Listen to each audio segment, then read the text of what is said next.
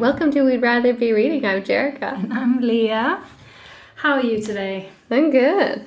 Good. How you doing? I was still a little bit sniffly here. But, you were sick last week too. Yeah, we did a sick week, so my voice is still not quite all that awesome. Or maybe it's better. I don't know. Maybe it's sexier, like there's a deeper rasp kind of thing, yeah. Like the whiskey voice. Yeah, I love it. I'm into it. Yeah, so roaring. I'm just trying to refresh my memory because obviously we had a sick week. So sick week means reading week. So I read so much. I don't even know where I am. I finished the entire Empire of the Vampire. Wow. I finished like 2 other books. It was a lot. I did a lot. It was good. Yeah, it was good a lot? Yeah, it was good a lot. Very good. Empire of the Vampire, like, I have highlighted so much stuff. It is so good, that book. It's so good, okay. And it's like stuff like, he says, like, it's one of the things that comes back all the time. It's like, it's always better to be a bastard than a fool.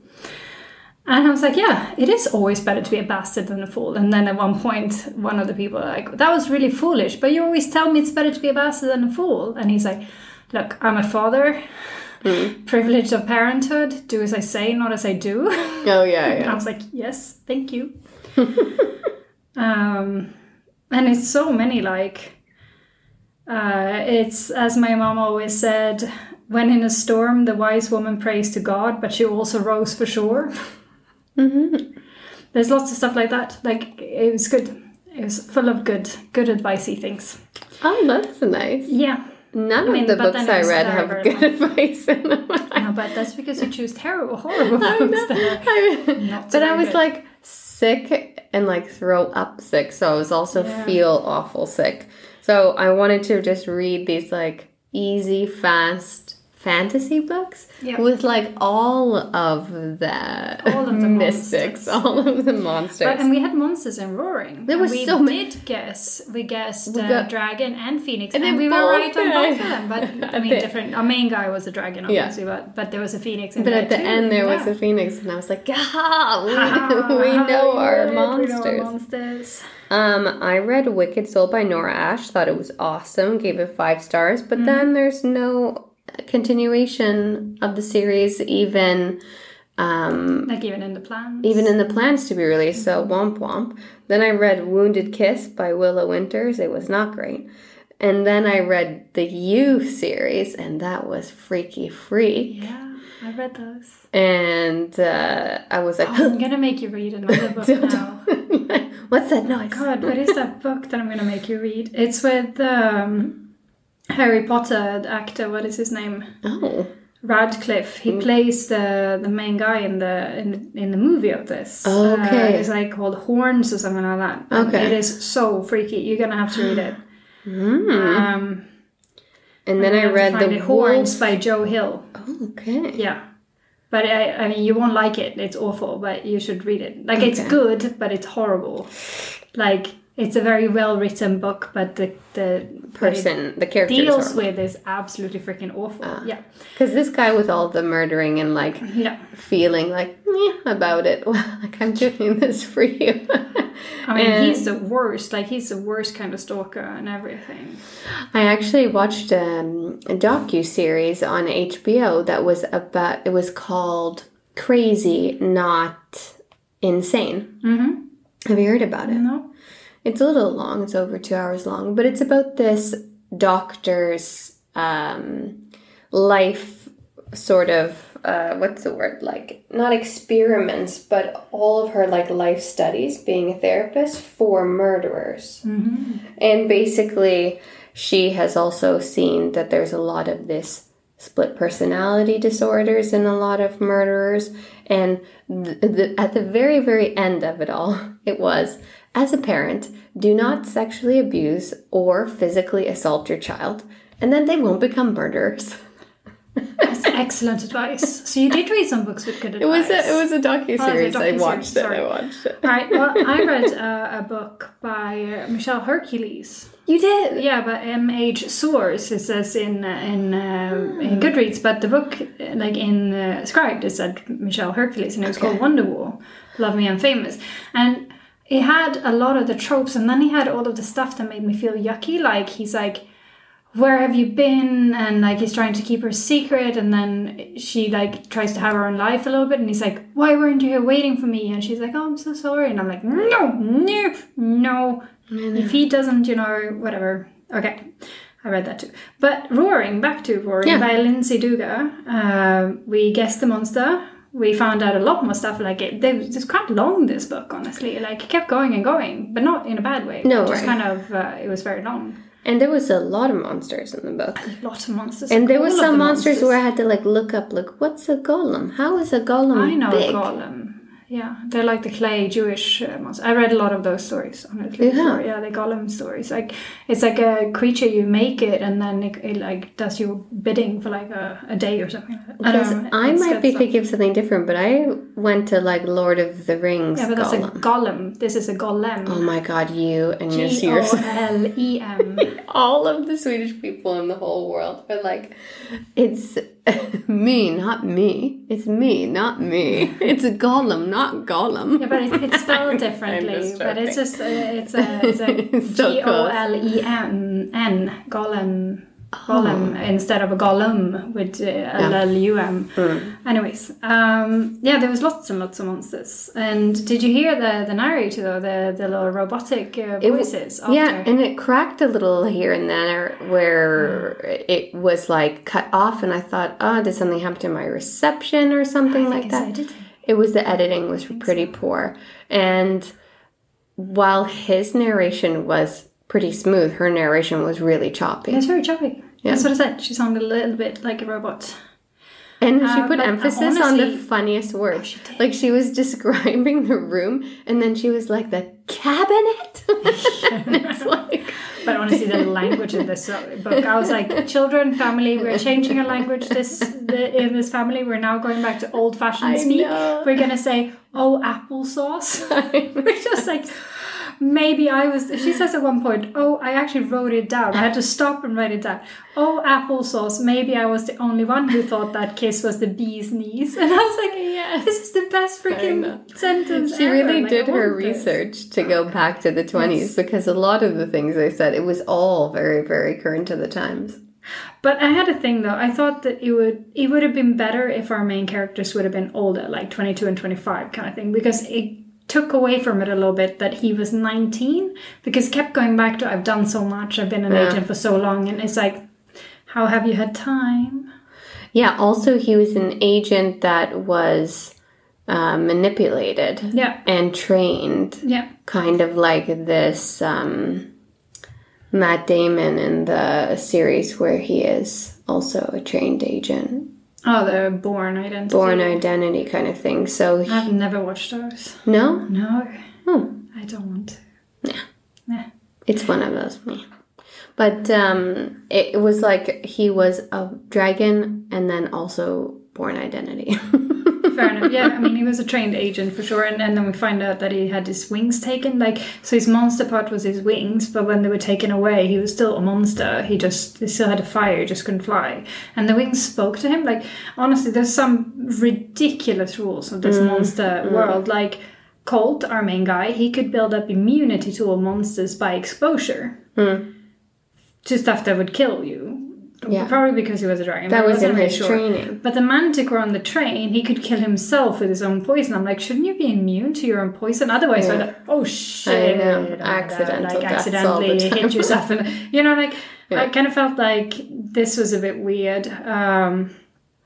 You shouldn't be able to kill yourself with your own poison kind of thing. Like, I don't think a snake can bite themselves. No, self-destructiveness seems unlikely. That's a bit weird. I wonder if a snake could kill itself with its own poison. Seems unlikely. And then there was a little bit of continuity stuff that annoyed me, like with when they held Ares and they were all like having these earplugs and stuff, and she's like, some of us have learned to read lips, but then all of them react to like the elevator ding and stuff like that. Like they all hear stuff, but they don't hear her. Like it was a bit inconsistent kind of thing that got me out of it a little bit. And then Ares, honestly, sweet Ares, but seriously, she needs to stop taking on the guilt for shit that's not her fault. Like, yes, a lot of people are dying, because of people trying to catch her, but it's not her fault. It's the people trying to catch her's fault that they're awful, and she should stop taking the blame for it, because she should just place it where it belongs on Brocker, evil man, like way evil. The main guy, like the creator, like he was like not a single redeeming quality in him, like the way he killed and the way he went. Like threatened the children, and he like continuously like did not do a single kind When he thing. killed the madame, I was like, oh, that wasn't great. No, he should have kept her alive. Yeah. He like killed all the incentive for Ares to actually help him, kind of thing. I think he would have gotten. You catch more flies with honey. So, I know, you get further if you were a little nicer. And also, we should always start referring to all alcohol as Gigglewater from now on. Gigglewater. I love it. The 20s part of it was actually quite entertaining. And the monster part kind of like was so many that I forgot about like the gin, and then I was like, oh. But it was the same as in the traitor prince for me. There was just like different monsters all the time, like with different traits, and I'm like, I am not keeping up. There's a lot of characters. She's gonna get caught. He's gonna do something. He's gonna come and rescue her. It's all gonna be good. I don't need to know what this monster does. But were there mobsters? I mean, they were mobsters, right? Because everyone was a mobster that wasn't an agent, kind of thing. Exactly. So there were only agents or mobsters. Only or agents monsters. and mobsters. And they're all monsters. Yes. But I mean, when he dresses up as a waiter and he goes in to try to rescue her, where she's being held by the creator, and then he's like, she leaves and he goes after her and he pulls her into the closet, and they're like starting making out, and I'm like, why are you guys doing this? Like, I'm all for kissing and romance and stuff, but it's just not the time for it. Like, come on. And later she was like, plan and don't undress each other. Like, keep your clothes on. You're gonna have to run. And then she like stops and has an inner thought later where she's like, I'm glad we didn't continue that like romp in the closet, because we did have stuff to do. And then Stan Lee, what was up with him? Like, so they merged all of the monster part to create this like proper monster, whatever it was called. Like they keep talking about it, the Greek word, whatever. Okay. What was it? There was the chimera. Yeah. Chimera. It's like a proper monster made out of different parts. And then it's like he's in all this excruciating pain and the dragon wings are talking to him. But he's still attacking Ares. When he could have just turned around and attacked his creator. Like the creator had nothing on him at this point. No, other than just creating him. Yeah. It's not like he should have had any control over him because he's a phoenix. Like he would just rise from the dead. But I mean, I didn't get that part. No, I thought it was very strange that somebody came in that was like a put together monster. I'm like, but that he would attack Ares. There was like no reason for it. No. Like his tormentor is right next to him. Shouldn't he be like, hey, there's this girl I knew once. Hey, there's this guy who made me into this thing where I'm in a lot of pain and I hate everything.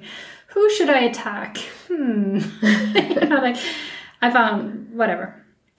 Anyways, apart from all of these little nitpicky things that I found on this book, basically, do you want to super summarize the story? Just so... Monsters and mobsters that aren't monsters, and not FBI, but BOI. Boy. Trying to find their freedom in a monster world. Good. That's what happened. And also Ares, the siren, got kidnapped a lot. Yeah. Everyone was after her. And she was trying to find her freedom because she didn't have a voice for the whole part. And trying to find out like the people that were seeking her. Like they were trying to help her, but they were still like doing the creator's bidding. I had a very hard time understanding what kind of power he actually had over people. It was not very clear. He should have had like the mind control thing. Yeah. Then I would have understood it. Anyways, would you recommend this book? I think it's hard. Because it's so unique. Yeah. It's like an old school. I think I would recommend it to friends that I know like fantasy and then like a laugh too. Because it is like not to be taken so seriously fantasy. No, I would agree with that. I would probably recommend this one. Probably over The Traitor Prince in all honesty. Oh, cool. But The Traitor Prince was more like to the book in fantasy. And this was all outside of the lines. But I appreciate that. I like creativity. And this went all the way. So we say, yes, do go read. Roaring by Lindsay Duga. Yes. And then we went over to my choice. Yeah. A book. And I chose solely based on the cover. Nothing to See Here by Kevin Wilson. And if you have not seen this cover, I will post it. It was a funny cover. But it is the best cover ever. It's basically a boy and he's on fire, half on fire. Is it a boy? I think it's a boy. Mm-hmm. I mean, it's like an old school picture, you know, like also school drawing of like a child where you just see like the little shoes and the socks and the legs and the little red shorts. And Isn't then this like an artistic theme? Isn't it called Art Deco? I don't know. I Okay. don't know art. Anyways, this cover is, I chose it like fully because of this cover. So based on this cover, what would you say this book is about? It is about a boy exploding. Yeah. So based on this cover, would you pick it up? I think I would pick it up to see what the heck this book was about, for sure. Yeah, I definitely did pick it up because of this cover and only because of this cover. And then when I read on it, it turns out that the woman doing the narration, her name is Marin Ireland, I think, actually won awards for Best Narration. And I have to say, after listening to this book, I agree with this award-giving person. Whoever decided this did a very good choice because, oh my god, she is fantastic. And you know what? She's not typical either. She's like... I will only listen to books by her from now. She's like real girl voice and real like candid also. Yeah. So I read about an hour. You read a little bit less. So I'm going to just summarize what's happening in the first hour. So our main girl is Lillian, and she comes from this poor upbringing with no dad and a mom who's quite irresponsible. She's excellent at school, and she gets offered this full scholarship to attend a prestigious school for girls close to her hometown. Her roommate is Madison, who's very rich. She and Madison gets along great because they're both weird. Then Madison gets caught with cocaine in her dresser, and Madison's dad pays off Lillian's mom to get Lillian to take the blame for the cocaine. Lillian gets expelled, and her future turns to shit.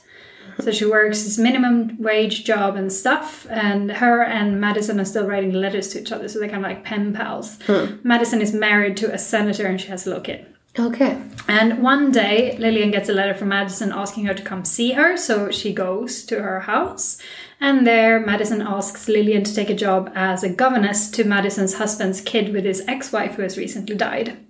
Madison has never met the 10-year-old twins, but she assures Lillian that they're great kids. And so Lillian agrees to the job, and then Madison goes like, by the way, there's something weird about these kids. After Lillian has agreed to it. And the weird thing is, when they're upset, they catch on fire. So it is boys being lit on fire. A boy and a girl, actually. So prediction. Wow, what a start. I predict that Lillian and the kids will get on great, and that she will figure out why they catch on fire. And I'm also sensing some love between Lillian and Madison, so I'm thinking a little bit of a love story going on. Yeah, I thought they were together from reading in the beginning, because she was like, she's laying in my bed and we're talking about blah, blah, blah. And I was like, oh, they're a couple. So I thought they were together also. And I was very upset that she was like, all right, I'll say it was my cocaine. Like, no, never. Never say it was your cocaine. Even if it is your cocaine, you say, it is not my cocaine. Always deny the cocaine, people. You heard it here first. It's very important. Keep denying the cocaine all the time. Deny. Take no responsibility. No, I mean, take some responsibility, just not for the cocaine. And like, stop doing cocaine. Just don't do cocaine to begin with. This is really the best. The first advice, don't do cocaine. Second advice, if you get caught with cocaine, deny that it's your cocaine. Okay, good. We're good. That's it. Yeah, life lessons all around today. This is the life Lia lesson and Jerrica's episode. life lesson corner episode. Why is it a corner? It should be like a... Because we're in a corner office. We are in a corner office today, yeah. My prediction of this book, since I didn't get to the part where the kids are on fire. But it was like, I have a lot of thoughts. New thoughts now with this revelation. Right? I have a lot of new thoughts, and I wonder if there's a curse put on the kids his wife is dead. So there's got to be something with him. And I wonder if there's going to be something with Madison's kid. She has a kid with him, right? Mm-hmm. Maybe something with her kid. And then maybe she has a curse on her and Lillian has to solve everything. Yeah, maybe. Yeah. We're going to have to keep reading to find out. And this is the short one, people. It's less than 7 hours audiobook. And it is a joy to listen to Marin's voice. I know, she really is so good. So good. Good enough that I actually did read another one of her books. Yeah. Like right after. That because she I switched narrated. to this Wonderwall book and the female narrator, which was literally grating on my ears. I was like, why is she speaking like this? I need my Marin. But I need her smooth voice. Like, why is this voice so harsh and squeaky? So then right after that, I went and I followed in Storytel. You can actually click on the narrator and get all the books that they've narrated. Fantastic. And then I was like, ooh, this one looks interesting. So I chose it and it's called XO by Jeffrey something. And as I started listening to it, it was fine in the beginning and then a little bit in, I was like, feels like I'm missing stuff here. It turns out it's book 3 in a series. But, it worked out fine anyways. It's by Jeffrey Deaver. And it's basically this thriller, like with this police officer, whatever, detective woman who's called Catherine Dance. Ugh. Catherine Dancer, and that's what they keep calling, like, Catherine Dance. Like, they were like, a Catherine Dance novel by Jeffrey Deaver. And I'm like, isn't it by Jeffrey Deaver? Why are they calling it a Catherine Dance novel? Anyways, that should have been my first clue. It was not. But I listened to it. It was so good. There was twists and turns all the time, and they did catch the killer in the end. And was it her as the narrator throughout the whole thing? She was narrating the whole thing. No. She was good. She was good in that one too. No southern accent. Oh, a little bit, but not as much. She does all of the voices great. Yeah, she does. And she does like distinction between all of the voices, which is fantastic. Like you can really hear who she's talking as, kind of, just by their voice. Great. I love her. She is up there with, I have now 2 favorite narrators, so, at least I have 2 to choose from. The other one is Finty Williams. And, I am a little bit limited now in my choices of books. It turns out Finty Williams mostly narrates children's books, so I guess I'll be reading to Diary of a Wombat and The Fairy Ball. The Chocolate Wars sounds interesting. It's going to be a tough little stretch going forward here with my choices of reading material. I'm sure you have limited. A lot to choose from with Marin Ireland, though. Not as much, especially not in Storytel. But she is really, really good, and I do recommend listening to just her voice and to this book just to hear her voice. Well, let's get on reading then. I look forward to hearing about these kids exploding. Yeah, they just catch fire. It's awesome. I gotta go. You gotta go. Well, thank you all for listening. Everyone. Happy reading. Have a good week. Bye. Bye. We'd Rather Be Reading is an original podcast by Jerrica and Lia. The music for The Penguins, written and performed by David Allred from the album The Transition, courtesy of Erased Tapes. Please check him out on Spotify and check us out on social media. We're on Facebook and Instagram at We'd Rather Be Reading and on Twitter at We'd Rather Read. You can also email us at we'dratherbereadingthepod@gmail.com. Thanks for listening.